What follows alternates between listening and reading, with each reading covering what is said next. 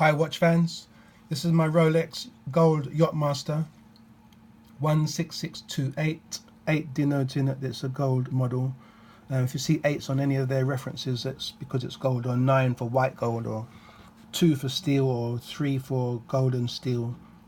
So Rolex have a system, and you know, all of the stuff is like the stuff to find out. So it's like a science, and you get something, and you get the next little while you spend hunting for information about the thing that you've bought, and that's what accompanies the brand of Rolex. People like stuff, anomalies and points of interest on this watch. So this is a 40mm case, as with most of the Rolex and the sports models.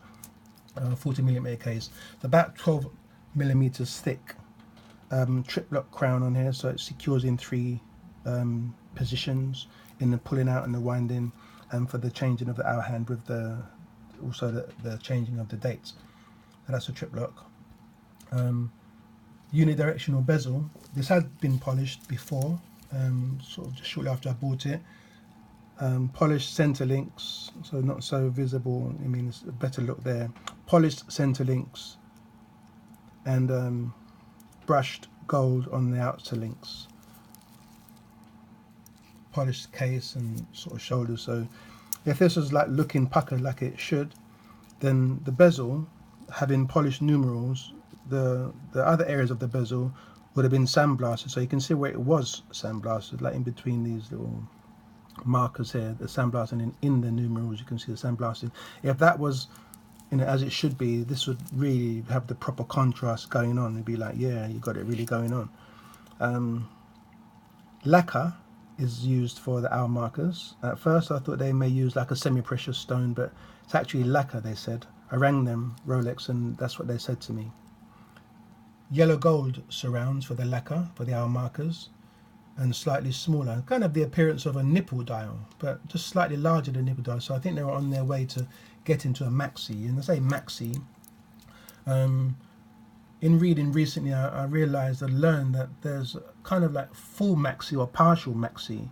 Say maxi because let's say if I give you the direct example, this is maxi dial and the platinum bezel stainless steel version, which is, you know, pretty much identical. It's just Rolex's clever use of colors and materials and contrasts. So on here you've got the 18 karat gold white surround, being yellow gold because they don't make a white gold that comes out the refinery. It's got to get rhodium plated for it to be white. So rhodium being a semi-precious metal, they cover the yellow gold with this white rhodium, hence you have the 18 karat white gold. Same with any white gold watch, the Daytona or the GMTs or anything that's white gold in any brand, in any area, jewelry, a ring, necklace, white gold. Anyway, looking at getting back to the script, the hour hands on this are full maxi, whereas you can see they're slightly broader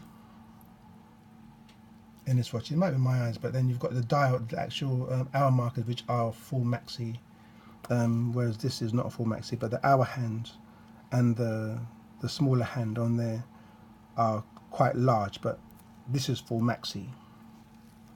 So this watch here, it's quite hefty. I mean, there's a lot of gold on it. You know, flip lock. Watch hasn't been over polished because it's still got like quite a nice healthy looking crown on there, the coronet. So all gold.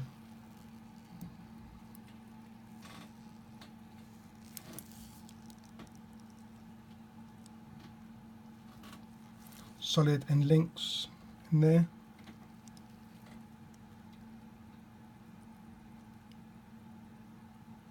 They even got the insides brushed. I mean, like, this is attention to detail, isn't it? That's shimmery. Attention to detail.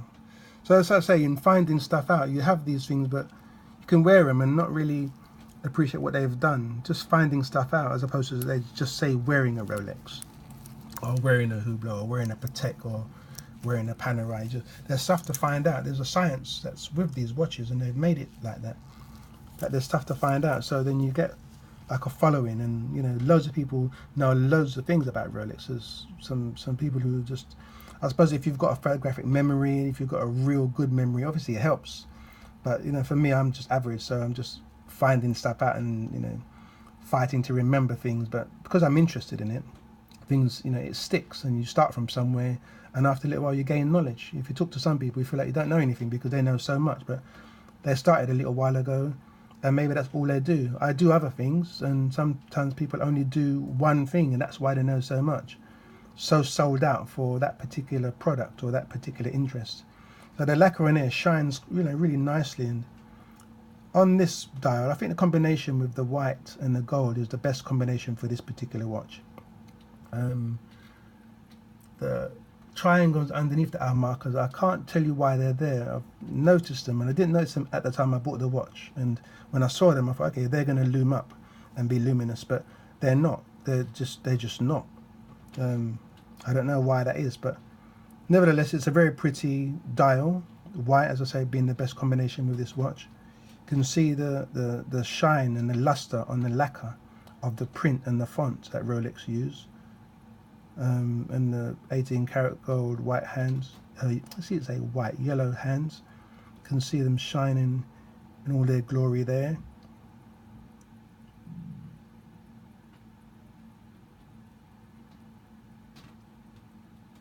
Nice legible date there. So that's this watch. This is, you know, beautiful. When you put it beside its younger brother, which is a platinum dial, platinum bezel, stainless steel version, the same thing there. The first time they used the polished center when the brushed outside was on the YachMaster, so they're doing that now in a few more of their range, but this was the first watch to have it. And I've always liked this watch, this stainless steel version. So I bought this one recently, but I'll do a review on this one a little later on. But this is this, and whatever you do, I hope that, you know, you're enjoying what you do. And even if you're in your hunt in looking at watches and just getting information, I hope I've been a little bit informative, together being like light-hearted and not too cerebral about it. I love the brand Rolex, I really do, and you know, I just think there's value for money because they use precious metals like Hublot, maybe the same sort of money for some of their watches, but they may use a lot of carbon, but and sort of plastic or rubber straps and stuff. But you used to get precious metal in the Rolex without having to pay too much. So that's this for now. Hope you have a good day. Take it easy. Watch fans signing out.